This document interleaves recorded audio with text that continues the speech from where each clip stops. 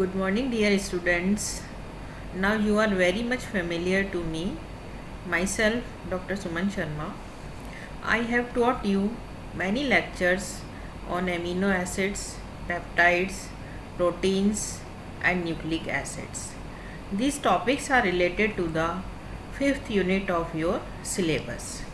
In continuation, today we will study the double helical structure of DNA. You know, in the literature, the term double helix refers to the structure formed by double strand molecules of nucleic acids such as DNA. The double helical structure of a nucleic acid complex arises as a consequence of its secondary structure, and it's a fundamental component in determining its tertiary structure. Okay, let us start today's topic, the double helical structure of DNA. Watson and Crick's model of DNA, right?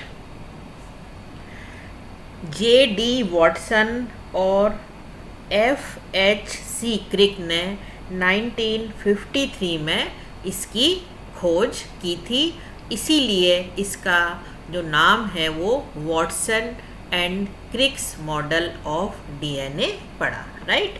The structure of DNA as represented in Watson and Crick's model is a double strand antiparallel right-handed helix, right?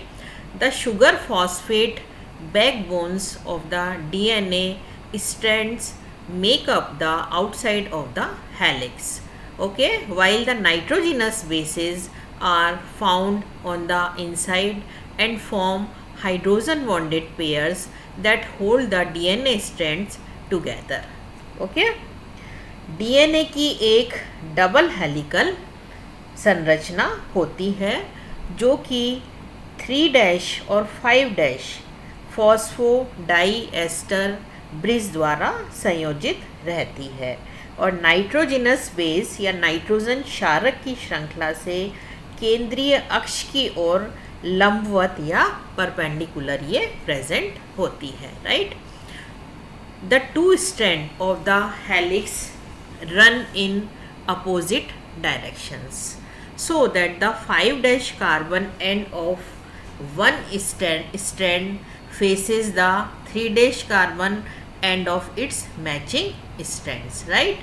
This anti-parallel orientation is important to DNA replication and in many nucleic acid interactions, right?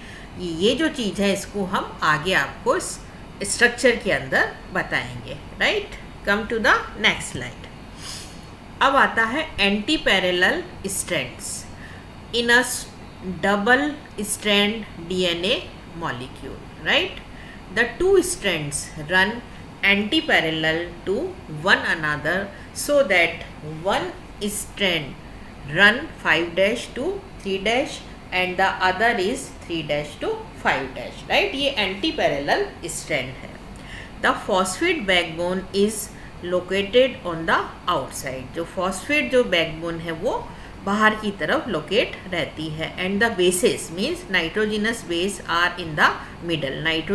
Nitrogenous जो base हैं वो बीच में present होते हैं and adenine forms hydrogen bond और base pair with thymine and guanine base pair with cytosine, right?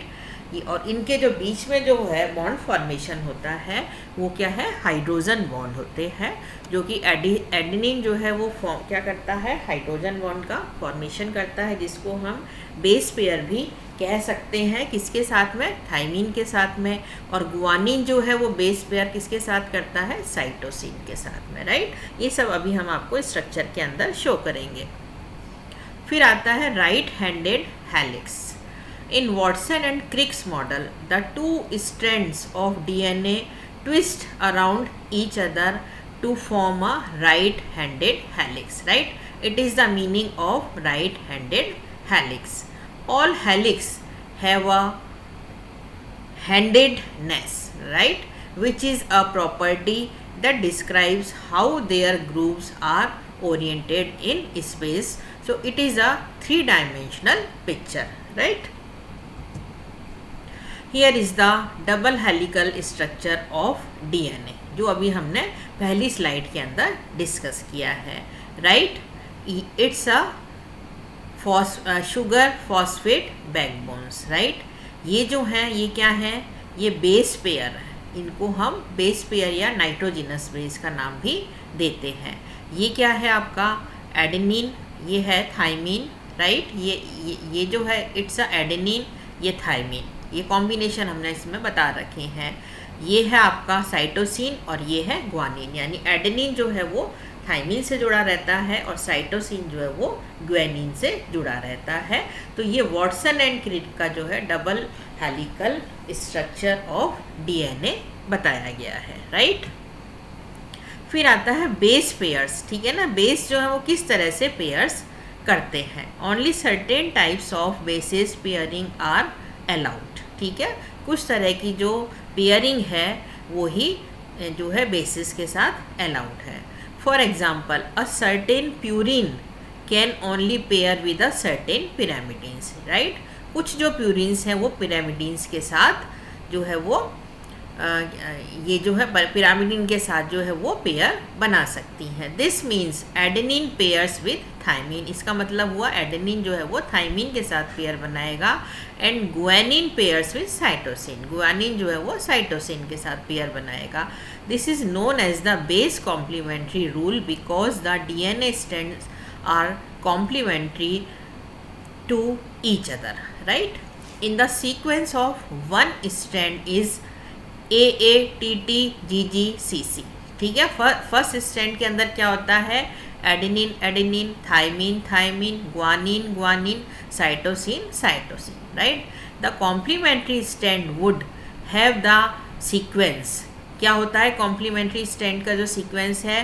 That is thymine thymine, adenine adenine, cytosine cytosine and guanine guanine. इसको हम TTAACCGG भी कह सकते हैं, राइट?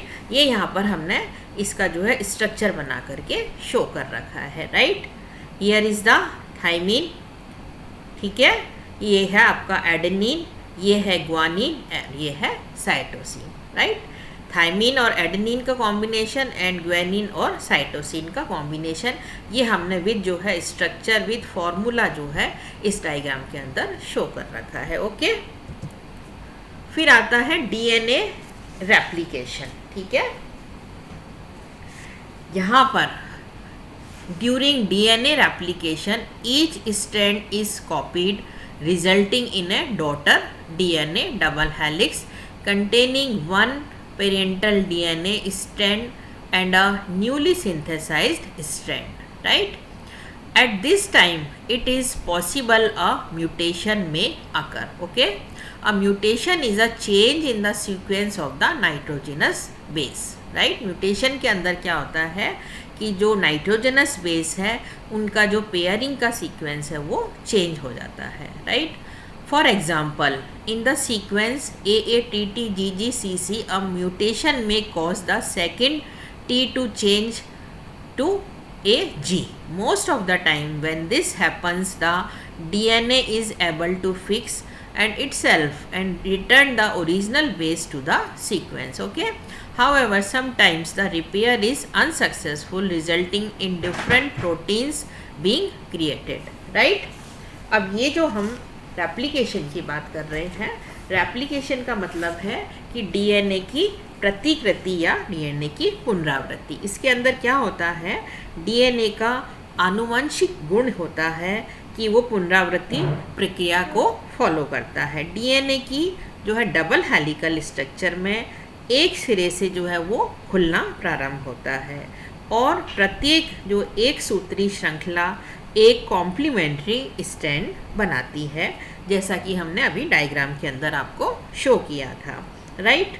और प्रत्येक जो आपकी एक सूत्री श्रृंखला है वो पूरक स्ट्रैंड बनाने के लिए टेम्पलेट का काम करती है। जब डीएनए की एक जो है मूल द्विसूत्री श्रृंखला पूरी तरह से खुल जाती है, तब एक जैसे दो नए डीएनए अणु बन जाते हैं, राइट, जो कि पूर्व में एक थे। नया डीएनए एक अणु संतति कोशिका मीन्स डॉटर सेल में स्थानांतरित हो जाता है और एक नए जीवन की शुरुआत होती है, राइट। तो इस तरह से जो है डीएनए का रेप्लिकेशन होता है। ओके, ये यहाँ पर हमने इसको बता रखा है, right.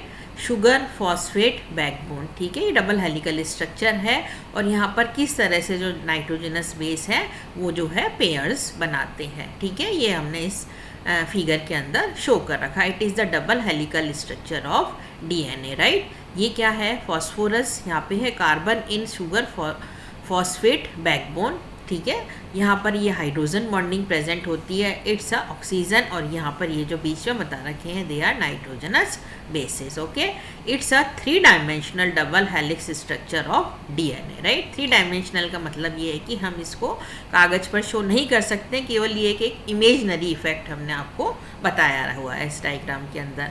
Correctly elucidated by James Watson and Francis Crick, complementary bases are held together as a pair by hydrogen bonds, जिसको कि हमने इस फिगर के अंदर शो कर रखा है, राइट। और ये जो स्ट्रक्चर हमने बता रखा है यहाँ पर क्या है, इट्स अ OH 3' एंड यहाँ पर जो है OPO3 5' एंड, राइट। ये यहाँ पर S' एंड जो है ये हमने यहाँ पर इसको 5' एंड शो कर रखा है। ये क्या है, फॉस्फेट्स हैं, ठीक है, और नाइट्रोजिनस बेसिस जो है यहाँ पर ये हाइड्रोजन बॉन्डिंग हमने शो कर रखी है, ठीक है। Guanine cytosine, thymine adenine, cytosine guanine adenine and thymine, इस तरह से जो है इनका पेयर बनता है और इस जो है कॉम्बिनेशन के अंदर ये जो है हेलिकल स्ट्रक्चर के अंदर प्रेजेंट होते हैं। बेस पेयरिंग इन डीएनए, ठीक है ना, बेस पेयरिंग जो है डीएनए के अंदर शो कर रखी है। 2 hydrogen bonds connect thymine to adenine, 3 hydrogen bonds connect to guanine to cytosine. Okay, the sugar phosphate backbones, जिसको कि हमने ग्रे कलर के अंदर बता रखा है, run anti parallel to each other, ठीक है। जो शुगर फॉस्फेट बैकबोन है ये क्या है, एंटी पैरेलल जो है वो घूमती है, so that the 3' end 5' ends of the 2 strands are aligned, जिससे कि ये 3' और 5' जो एंड है वो एक जो है उसके अंदर स्टैंड के अंदर अलाइन हो जाते हैं, राइट। तो इट्स द होल जो है figure of base pairing DNA in DNA, right. Okay, अब हम ये देखते हैं कि the impact of the double helix, ठीक है, डबल हेलिक्स का क्या प्रभाव होता है। The structure of DNA unlock the door to understanding many aspects of DNA's function, right, such as how it was copied and how the information it carried was used by the cell to make proteins. Okay, Watson and Crick's model unshared in a new era of discovery in molecular biology. The model and the discoveries that it enabled form the foundation for much of today's cutting edge research in biology and medicines, right. तो ये जो है इसका biological जो क्या importance है वो हमने बता रखा है। ओके, तो इसको जो है डबल हेलिकल जो स्ट्रक्चर है ये क्या है, एक तरह से जो है आपका जेनेटिक जो कोड है उसके रूप में भी हम इसको काम में लेते हैं, राइट। डीएनए अणु के जो आनुवांशिक और वंशानुगत जो सूचना है उसको हम स्टोर हाउस का नाम देते हैं, और डीएनए के अंदर जो बेस पेयर होता है वो हाइड्रोजन बॉन्ड के द्वारा जो है एक क्रम के अंदर जुड़े रहता है, राइट। फिर उसके बाद में हम ये देखते हैं कि यहाँ पर डीएनए के अंदर जो बेस पेयर्स होते हैं वो जो है विशिष्ट यानी एक स्पेशल जो है उनका सीक्वेंस होता है और उसको हम जीन्स का नाम देते हैं। और ये जो जीन है उसके अंदर नियर अबाउट 1500 जो है बेस पेयर्स प्रेजेंट होते हैं, राइट। तो ये जो है आज हमने total double helical structure of DNA के बारे में डिस्कस किया है, राइट। Thanks dear students.